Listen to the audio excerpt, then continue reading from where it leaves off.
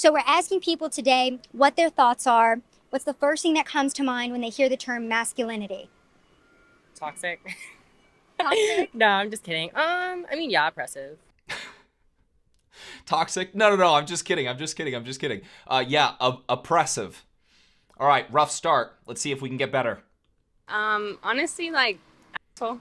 It's like toxicness and like over accentuating things, trying to be like the top.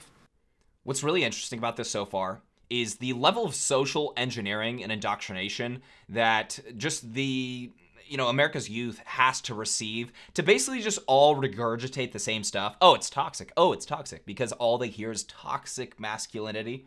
This guy right here saying, "Oh, it's toxic," because they want to get to the top. Wait, hold on. That's a characteristic that's toxic? Wanting to get to the top? Wanting to be successful? That's what you're saying is toxic? So by that standard, the people that are at the bottom and don't want to get to the top are what? Like superior to the best?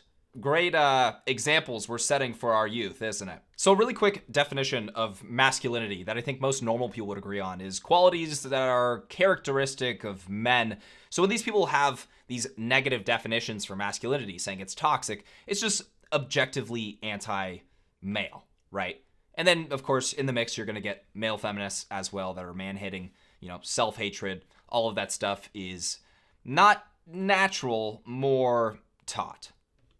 Strength. I would say strength as well, yeah. Head of household, got to have a job, always working. I mean, yeah, I kind of look at myself as a very masculine man. But I don't know, sometimes I feel like masculinity is like taken out of context, and a lot of people view it and such, I don't know, they stereotype it in a sense. Yeah, the girl next to you.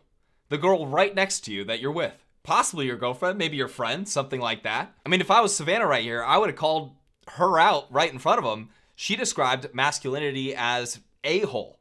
And here he is saying, oh, well, it's head of household, she almost looks like she didn't even say it. It's like you just forget about it. I think Savannah definitely should have called her out right there, because these are pretty reasonable responses. I actually love the confidence on this kid too. I mean, he's saying, I consider myself to be a masculine man. Awesome.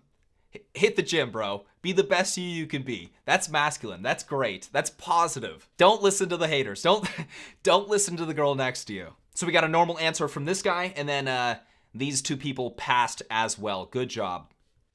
Restricting. I feel like it's pretty restricting. That's the first word that really pops into my mind. Like, I know our generation is trying to redefine it and stuff, so that's nice that it can, become something more fluid. So I would say that, he's saying that his generation's trying to redefine it. Well, the feminist movement has been largely pushing being anti-male for, the last handful of decades. This is not just their generation, and I wouldn't even say that it is their generation, Gen Z, any of these groups. I would say it is a group of radicals within that generation that are waging war. And they tend to, I don't want to get a strike for bullying here, but they tend to look and behave like more, if they are in the movement, more feminine men, more undesirable, more just unimpressive human beings. And it's almost like a way to kind of project their insecurities on everyone else, saying, well, hold on, I'm not made this way, and I'm rather unimpressive, and therefore you can't be either. We just need to get rid of all of it. Also, quick note on this lady right here. Doesn't seem too impressed with the conversation. I don't know if she says anything.